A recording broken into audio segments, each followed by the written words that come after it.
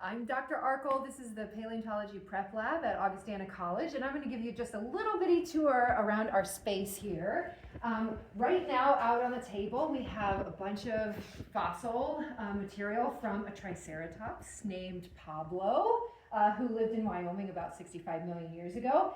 And this is the space where the students work. And so they use things like dental picks, like this one, and tweezers to remove all of the sediment material from around the fossils themselves. We have magnifying glasses and lights that they use so they can see itty bitty details. Over here we have a couple of stations set up that we use.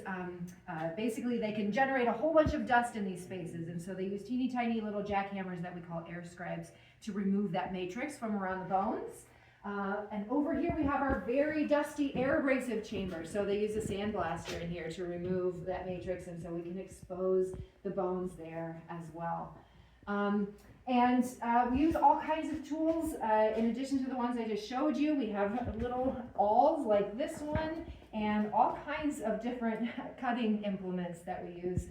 Really anything we can get our hands on is fair game. We've got a handsaw. You never know what you might find in a prep lab, but the ultimate goal is getting material from the plaster field jackets exposed so we can see the fossils themselves, and they can go into museum spaces or be used for research.